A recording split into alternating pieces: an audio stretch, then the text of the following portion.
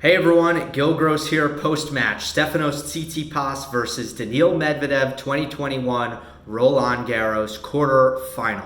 I'm sorry for the acoustics. I'm away from my equipment. The walls are rock hard here. I'm sure it doesn't sound amazing, but here I am. I'm just going to do it anyway. I did watch the whole match. All right, if you're not here for spoilers, click off the video in 3, 2, 1. Straight set victory for Stefanos Tsitsipas, 6-3, 7-6, 7-5.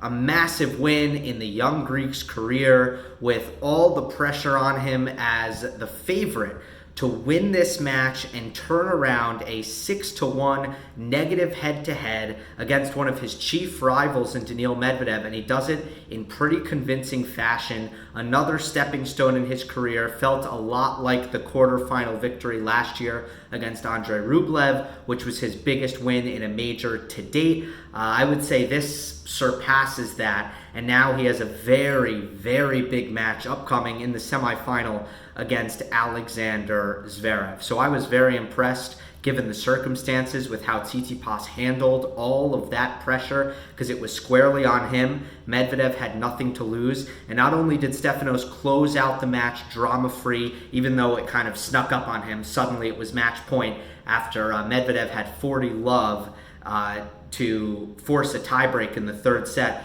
but also just starting the match, which is generally a very nervous time in the match, just those opening 10 minutes, and Tsitsipas was playing his best tennis right away. I was very impressed with that. I think Daniil Medvedev should also be proud of his tournament and the things he did here at Roland Garros. After a horrific clay court season, Medvedev really competed hard, gained a lot of confidence, and played his best level throughout this event, and that includes this match. I thought Medvedev fought extremely hard. He made some great tactical adjustments in the second set and the third set, and as a result, he had a really good chance to win either of those sets. At the end of the day, Tsitsipas's base level, he's the better player in these conditions, but Medvedev did all he could and really made some strides, even midway through this match, in trying to solve the Tsitsipas puzzle and make up for his disadvantages. So I think Medvedev should be proud, and obviously Tsitsipas should be thrilled. Let's get to some of the tactics and the keys to the match here, and let me start with Tsitsipas.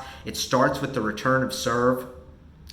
He has had historically horrific numbers against Medvedev and just trying to put his return in play.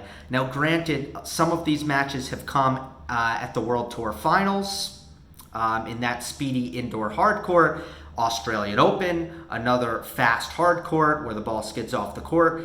Yes, those things are true, but it has just been really challenging for Tsitsipas because he has not gotten enough of his returns in play and just hasn't put any pressure on Medvedev's service games. Meanwhile, Medvedev is always going to put his returns in play, regardless of the surface. He's great at it, and it just felt like every time these two played, all the pressure was on Stefanos, and he was the one who had the difficult service games. And Tsitsipas made it so that it wasn't a one-way street anymore, and he was getting returns back in play with his deep return position, blocking the backhand return instead of hitting all the way through, and also just able to square up his forehand returns when he got the opportunity. He got good depth on his returns, and his speed is so good. His defense is so fantastic on clay, especially in his forehand corner. I think he defends his forehand corner maybe better than anyone in the world on this surface. So he trusts his legs, he gets his returns in play, and he makes it hard on Daniil Medvedev. So now let's get to Tsitsipas's defense. And I think overall, Medvedev could not hit through Stefanos, especially from the middle of the court, couldn't get around his speed, just couldn't get the ball through the court.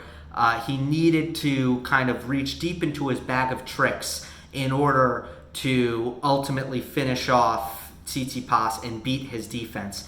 Medvedev did that later on. It took him a little bit, but he did reach into those bag of tricks. I'll get into that later. But Tsitsipas's speed caused huge problems for the Russian, especially off of the initial kind of first couple shots on Medvedev's service games. Comes down to those short points that Medvedev has traditionally dominated, and he could not in this matchup because of Tsitsipas' speed and defense, neutralizing Medvedev's first strike after getting the return in play. So Tsitsipas had basically no advantage in rallies that went over 9+ shots. He won 2 more, 20-18. But it was the rallies 5 through 8, medium length, and 0 through 4, short, that Tsitsipas had a decided edge in this matchup.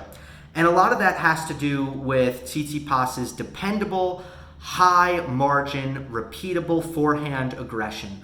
I am just in love with the Stefanos Tsitsipas forehand, and I don't know how you couldn't be. Just looking at that shot, it's got so much RPM, more than 1,000 RPM higher than Medvedev on average on the forehand. So much RPM, which gives it net clearance, which gives it nice kick off the court. But what's amazing is his grip isn't too extreme, and the kind of semi-western to eastern grip forehands generally control the ball a little bit better and can hit to smaller targets. And Tsitsipas he can hit to those small targets, but he gets such incredible RPM and great pace as well. It's such a good shot. It's instant offense, it's consistent offense, and that's what Medvedev lacks on this surface that Tsitsipas has. When the returns are coming back, what's important? That first shot. So on a quicker court, well, Medvedev's getting the returns back, Tsitsipas isn't. Medvedev's getting the aces, Tsitsipas isn't. That's what's going to swing the 0 through 4 shots, the short point battle. But on clay, different ball game. All the returns are coming back. This is nighttime, especially on Chatrier. All the returns are coming back. Now what's important? The first couple shots. And Tsitsipas has an edge there. I want to talk about the X factor. This is something I didn't talk about on the preview. It wasn't on my radar, and it was something that I didn't see coming. Tsitsipas's medium pace trading was really effective here, especially in the first set. If you watch that first set back, it looks like Tsitsipas is taking a walk in the park. Why? He's hitting every shot unless he's attacking a short ball and trying to finish the point or build in the point. But every time he's trading, every time his intention is neutral, which is to remain unattackable, he was swinging maybe 70%, hitting the big targets, high over the net, lots of spin, but not a lot of pace, safety, 100%. He was hitting balls that he's never going to miss. They were not very fast. And why hit fast against Daniil Medvedev? Why hit the ball hard? Doesn't make any sense when you're trading. He wants the pace. His stroke mechanics are designed so that if you give him pace, he is going to hit a better shot back. He's going to hit stronger back, and he's going to miss less because he's not going to be having to press and generate his own pace, which is an area that he struggles in, and he makes unforced errors when he tries. So Tsitsipas's trading was totally clean in the first set. 6 total unforced errors. Medvedev double that, 12 unforced errors. I really loved the medium pace trading. Tsitsipas got away from that. I think he lost the script when things got, when Medvedev started doing different things that was putting Tsitsipas under more pressure. When Stefanos started to feel more stress, I almost feel like he forgot what was working because he wasn't even slicing his backhand anymore either. And that's an example of medium to slow pace trading. I really thought that was so effective for Tsitsipas. Medium to slow pace trading. Really great. I think Medvedev, I can't pull it up right now, but I think Medvedev made over 40 unforced errors. I want to say 44, and Tsitsipas made 24. Massive discrepancy. Again, it speaks to two things. It mostly speaks to pace generation and how much margin your attacking balls have. So how consistent are you going to hit them without missing? But then also trading. And Tsitsipas just so calm and never missing when he's trading, where Medvedev is trying to do a little bit more with it to try to make it good enough to avoid that scary, scary weapon that Tsitsipas has in his forehand. All right, I want to talk about the Medvedev adjustments, and then I want to talk about the second set because it was the key swing factor in the match. Medvedev's adjustments, so good. I talked about how Tsitsipas' speed was a big problem. How do you combat the speed? Go to the net. Tsitsipas on his backhand side especially, it's a lot of slice defense. So when Medvedev was following his aggression into the net, He started to finish points much, much more effectively. And he also started using the drop shot. Again, Stefanos' speed laterally, so good. Medvedev just couldn't hit it by him. So the answer is, well, take away depth. Add a new dimension to your attack. And Medvedev did that and hit great drop shots. It doesn't look pretty, but his hands are so good. The results are so good. Another thing that Medvedev did was he started serve and volleying off of Tsitsipas's safe block returns. Really great tactic. Worked pretty well, especially when Medvedev served to the backhand.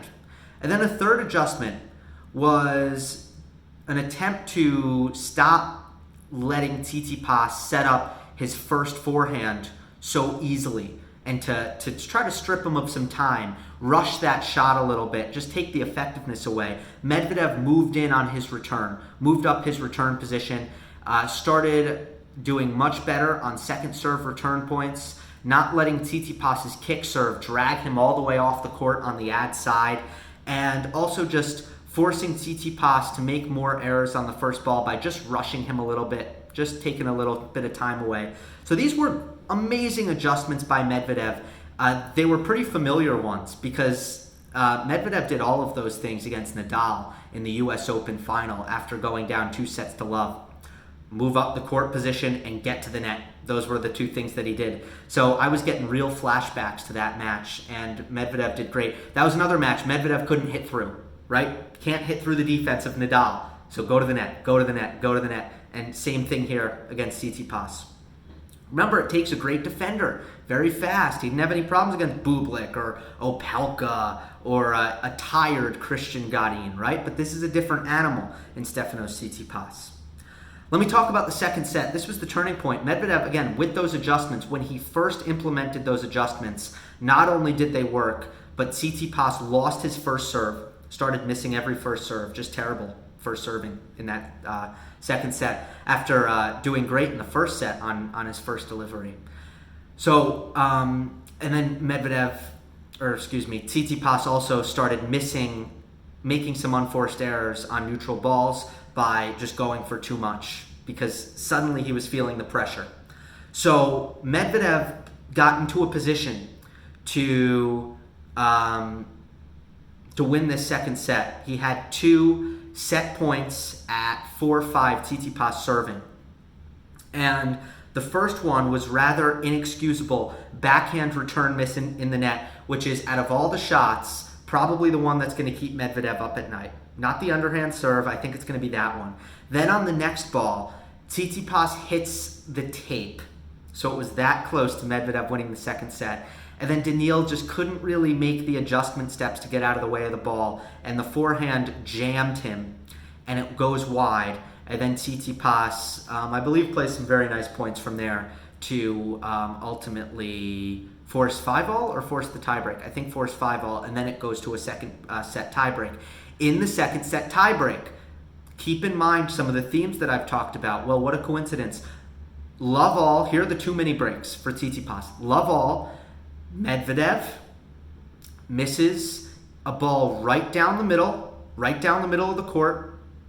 Very little pace. Nets it. There's the first mini break. Generating pace from the middle of the court against Tsitsipas's defense. That's the key. Second mini break.